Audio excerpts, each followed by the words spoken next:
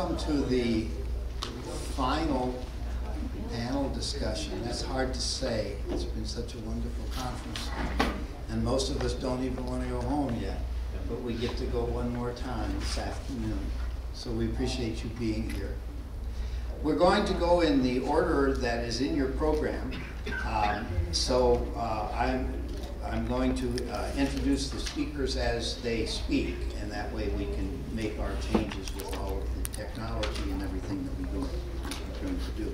Our first speaker is going to be Michael P.V. Dole, and Michael has an MS degree in engineering management from the National Technological University in National Tech in Colorado. And a BS in electrical engineering from one of my favorite schools, I can't say that very loudly, the University of Texas at Austin, and a BA in political science from Saigon, graduated in 1975, a big year.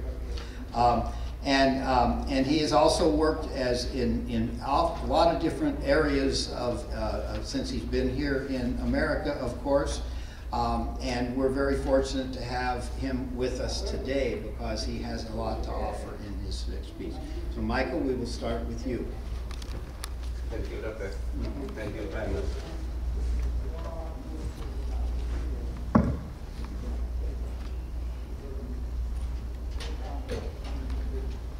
Ladies and gentlemen, thank you for coming here at my session.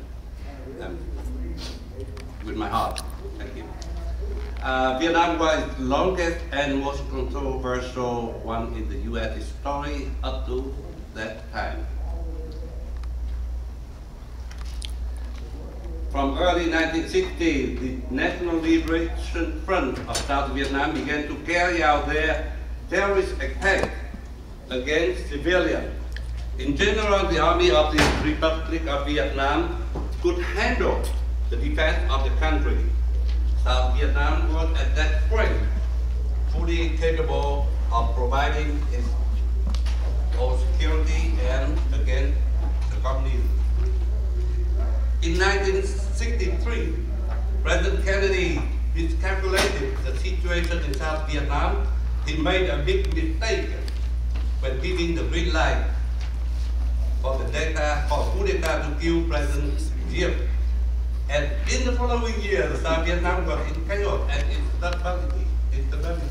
The fight for power of the generals resulted in political crisis and put the country to the verge of collapse, as North Vietnamese poured their troops and supplies into the South via Ho Chi Minh Trail. 1965, President Johnson decided to send combat troops to Vietnam.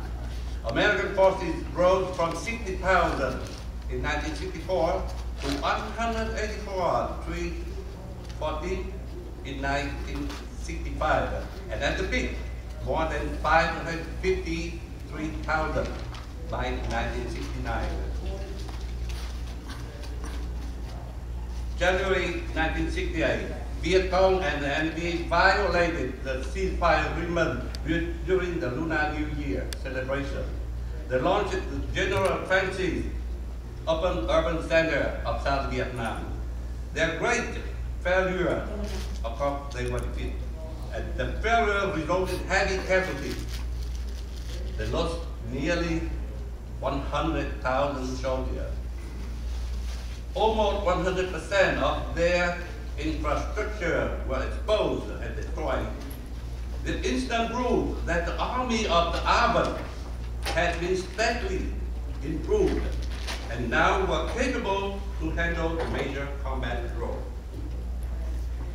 However, the American media considered this sudden attack of the Viet Cong a great failure of the Allied forces, and we could not prevent it to happen. The American public was misled and misinformed of the situation in Vietnam. And they pushed more pressure on the administration and the Congress, and besides, you had higher combat death in that year, that 14,500 92 killed in action in 1968 were unbearable to the American people. To resolve the war became the ultimate promise made by President Nixon in his presidential campaign. And as soon as he assumed office, the President initiated a new policy to end the U.S. direct involvement in Vietnam through a program called that Expand, Equip, and Train South Vietnamese forces and assign them an ever-increasing combat role, at the same time steadily reducing the number of U.S. combat troops.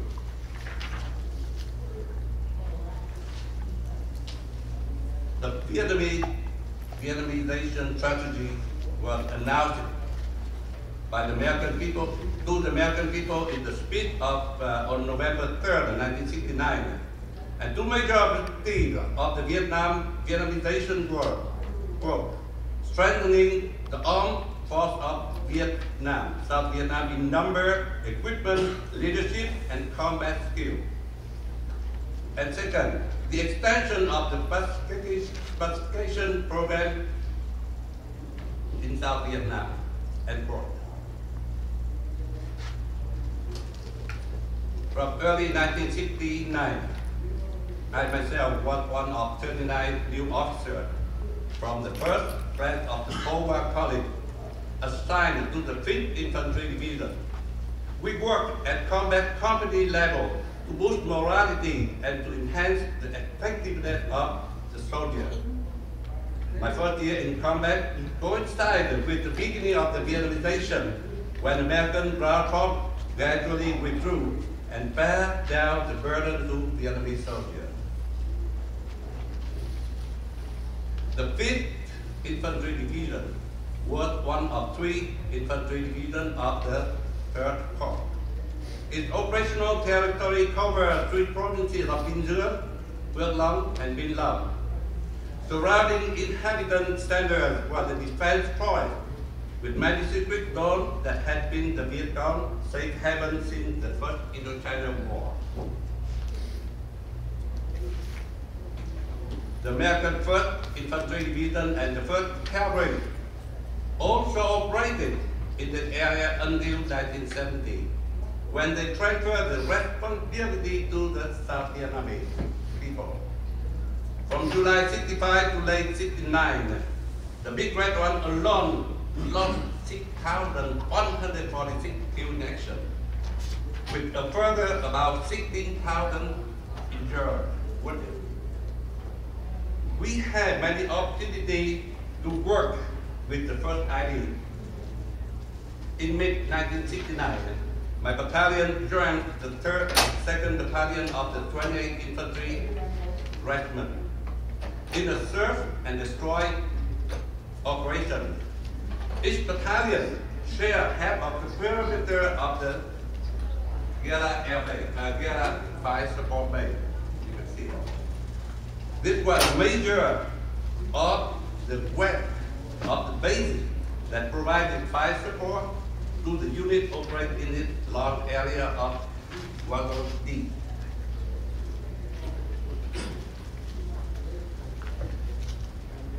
There was an artillery battery in Gela consisting of 3 55mm and 6 105mm howitzer. The previous slide. Each day, helicopter dropped 4 companies to Vietnamese and to Americans, separately at different locations, about 50 kilometers from the base.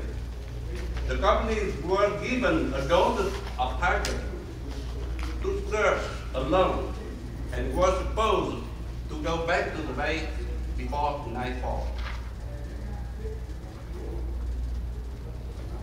2 other companies were assigned long-range reconnaissance and ambushed in large area of about 100 square kilometers. The operation would last in 15 days or more.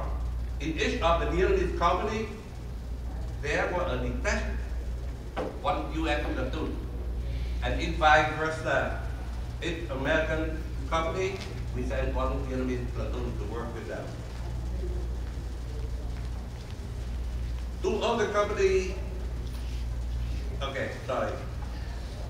From the second half of 1969, unit of the Big Red One and the 5th Urban Division construct and open the 90-kilometer road from Cú Lơi to Phước Vinh. Phước Vinh is the capital city of Phước Long province. The road has been abandoned for decades. The road surface was totally destroyed by landmines and heavy bombs. Jungle at either side of the road was cleared by orange agents.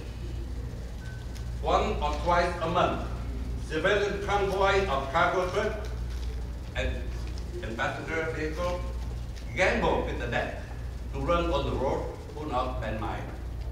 Most of the time, Vietnam would stop the convoy to capture the man that suspect that armed soldier or to abduct young folks to kill their units. My battalion joined the 1st Armored Regiment in a mission to secure the road in November 1969. My company was responsible for about 60 kilometers of the road that snaked through the hill. The enemy ambush occurred very often. We engaged and defeated the North Vietnam Railway. In the year 1969 was the last time we had an American advisor go along with us. Spring 1970.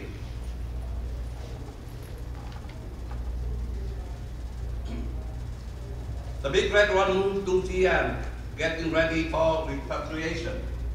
The Urban 5th Infantry Division headquarters and the 8th Regiment moved into Lai Khe, and so did the supporting units. Lai Khe was the rubber plantation about 50 kilometers from Saigon. With the perimeter of about 15 kilometers, it was one super large base in South Vietnam. Lai Khe was described by Americans the most rocket city. The camp would receive incoming rockets 3 times per day and about twice per night. There was a sign read, "Welcome to Rocket City" at the gate.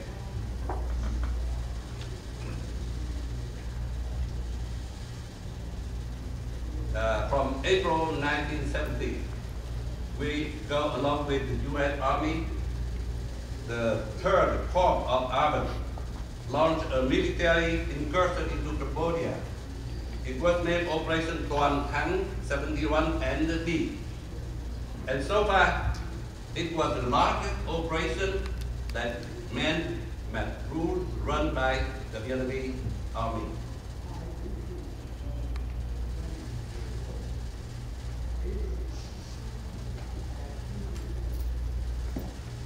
The Corps mobilized 10,000 troops to hunt the central office of Vietnam, headquarters and numerous NVA and Viet Cong sanctuary in several Cambodian provinces.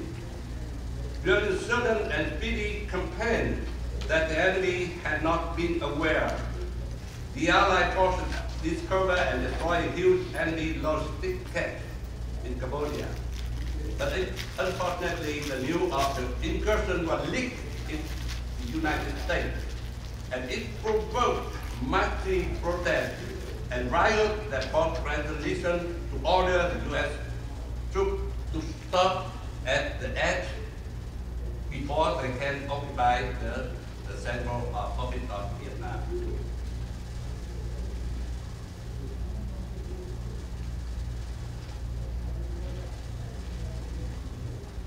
The Army launched another operation to attack the next year in 1971, invading Cambodia again. During the first phase of the campaign, my battalion 3 times engaged and defeated the 174 North Vietnamese Regiment. I get my highest combat medal. The gallantry fought with Paul by defeating the North Communist in Cambodia in 1971.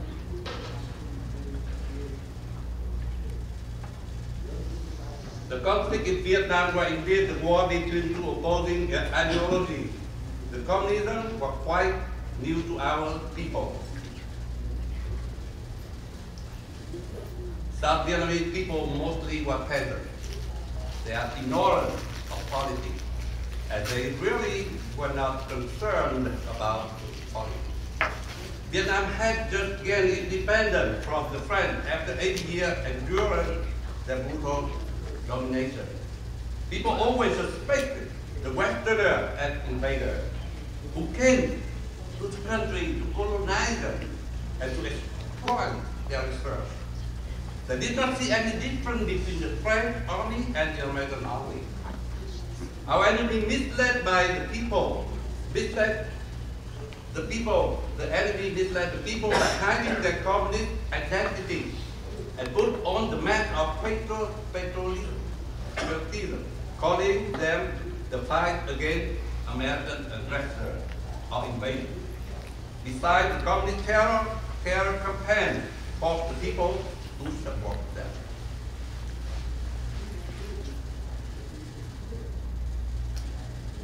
Well, and meanwhile, South Vietnamese government's slogan defending the democracy against communism was unlikely to attract the peasants, who never knew what the communists and how the communists work. The people need something very concrete, very visible, easy to understand, to follow, and we could not provide them what they want. That means, we could not show them how the life in democracy and freedom was like.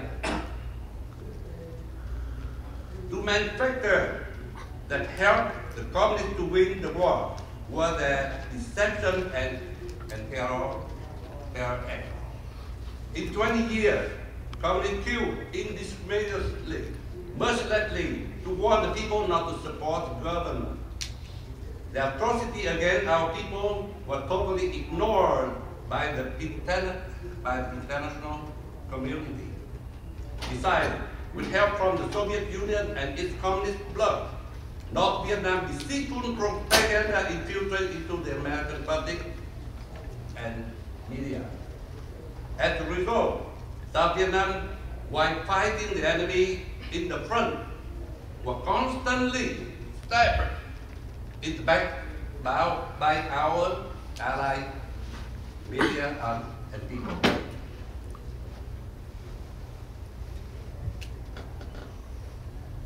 It's unquestionable that North Vietnam and China combined would never match the American in terms of military might.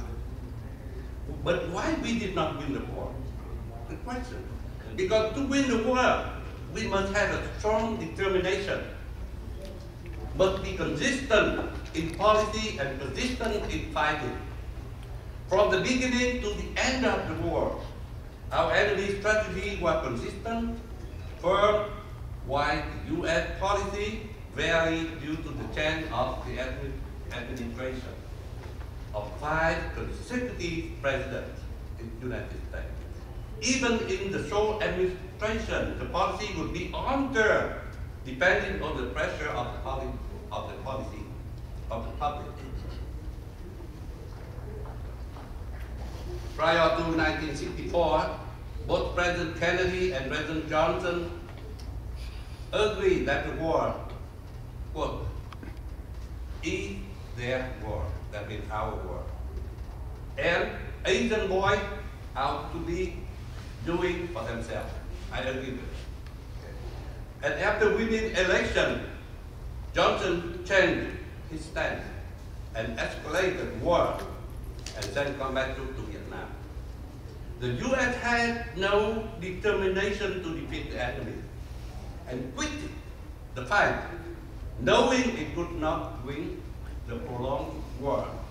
And after the visit of President Nixon in China, the U.S. stopped seeing Vietnam an outpost of the free world. The Democrat-controlled Congress in 1974 decided to abandon Vietnam giving the death blow to a close ally for 21 years.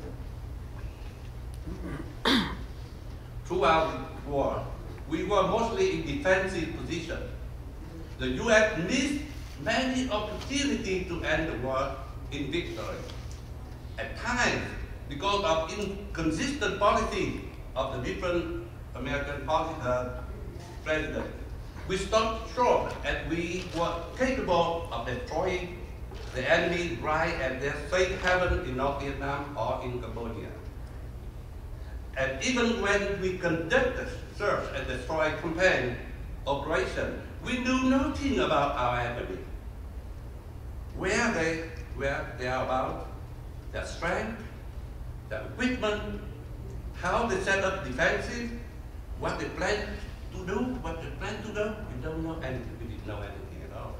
We are like men who exposed in the sunlight and searching for the ghost in the dark.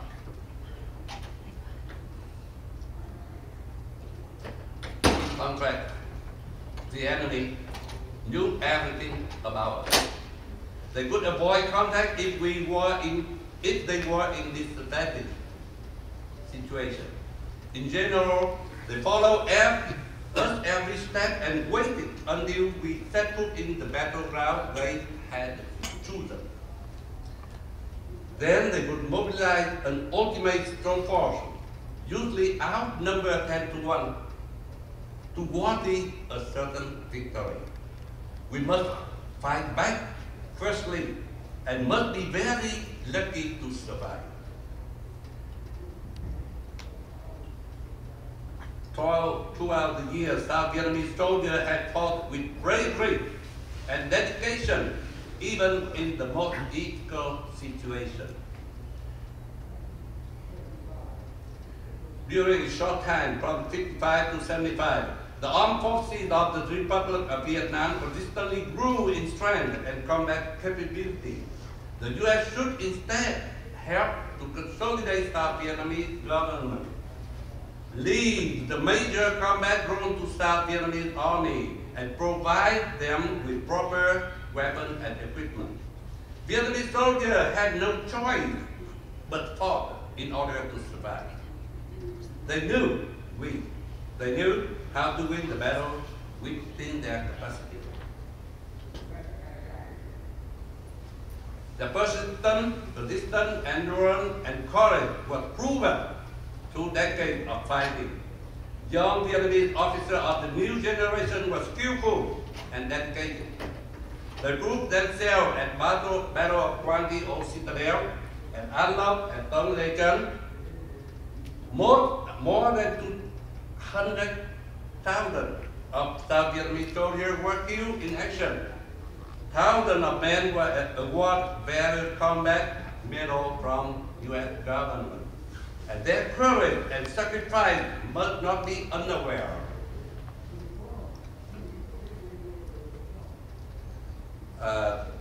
For conclusion, I have something to say, something more.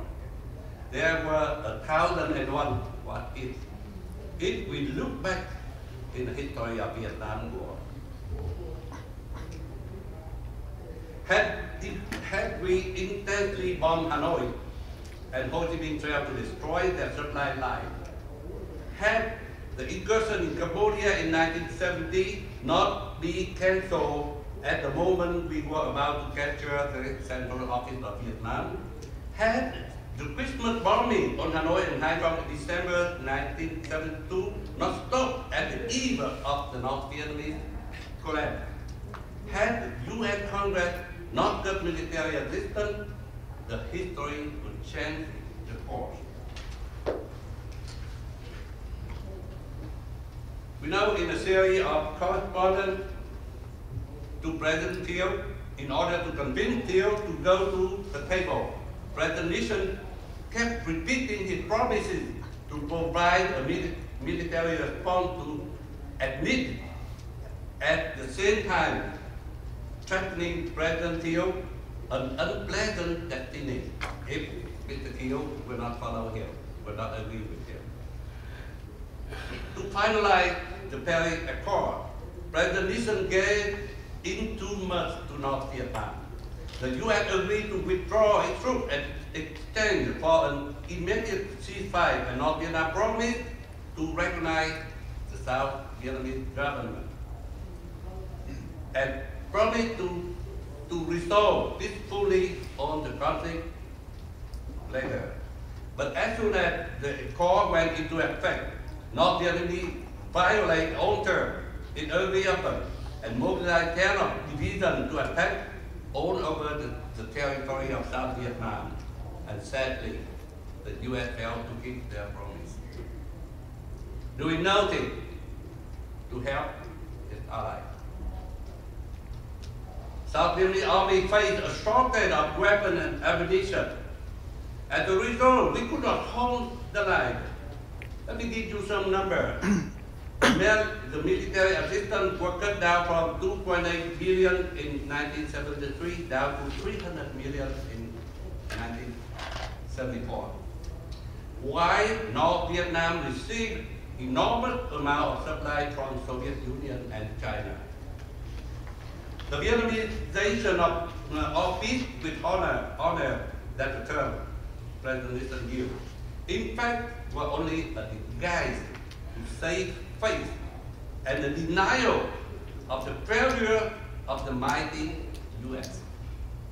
The U.S. gave up the fight and left its allies to alone to deal with the enemy, supported by two communist giant superpowers. In 1975, it took Hanoi less than 2 months to occupy the whole South Vietnam. To conclude this presentation, I would like to quote the old saying of Niccolo Machiavelli. Wars begin where you will, but they do not end where you please. But to me, winning or losing the battle depends on the fighter. But winning or losing a war depends on the politician sitting behind a safe desk. It was approved when the sacrifice of hundreds of thousands soldiers, the lives of millions of people, the destiny of nations were only the means of the ambition men, people, used to exchange for their political interest. Thank you.